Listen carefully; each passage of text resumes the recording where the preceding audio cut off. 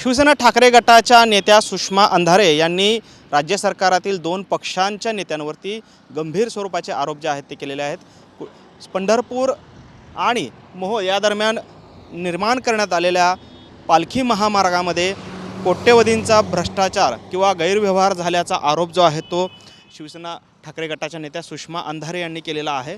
आपण आता आहोत याच संत ज्ञानेश्वर महाराज पालखी महामार्गावर, जो पंढरपूर ते मोहोळ दरम्यान निर्माण करण्यात आलेला आहे। खरं तर 4 पदरी भव्य असा हा रस्ता जो आहे तो या ठिकाणी वारकऱ्यांसाठी विशेष योजना आणून हा रस्ता जो आहे तो निर्माण करण्यात आलेला होता आणि राष्ट्रीय महामार्ग प्राधिकरणाच्या माध्यमातून हा रस्ता जो आहे तो निर्माण करण्यात आलेला आहे। मात्र या रस्त्याच्या कामामध्ये मोठ्या प्रमाणात गैरव्यवहार झाल्याचा आरोप जो आहे तो सुषमा अंधारे यांनी केलेला आहे। जवळपास 1400 कोटी रुपयांचा गैरव्यवहार झाल्याचा आरोप शिवसेना ठाकरे गटाच्या नेत्या सुषमा अंधारे यांनी केलेला आहे।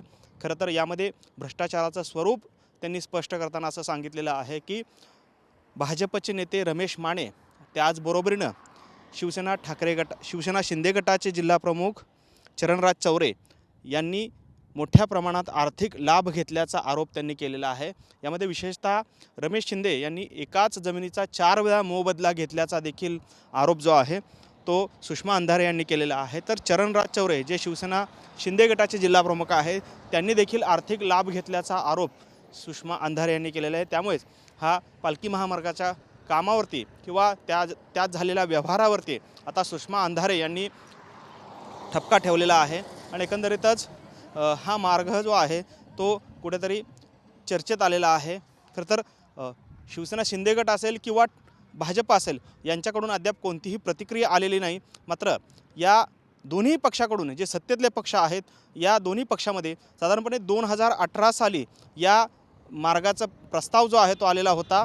त्याचबरोबरनं 2018 सालीच याचं भूसंपादन जे आहे ते देखील झाल्याचं सुषमा अंधारे यांनी सांगितलेलं आहे। त्यामुळे नक्की यामध्ये गैरव्यवहार झाला आहे की नाही हे पाहणं महत्त्वाचं ठरणार आहे। त्याचबरोबरनं सत्ताधारी शिवसेना शिंदे गट असेल किंवा भाजप असेल दोन्ही पक्षाच्या नेत्यांकडून नक्की काय प्रतिक्रिया येते हे पाहणं देखील महत्त्वाचं ठरणार आहे। कॅमेरामन विनोद मुनाबादकरसह सागर सुरवसे, TV9 मराठी, पेनूर, मोहोळ, सोलापूर।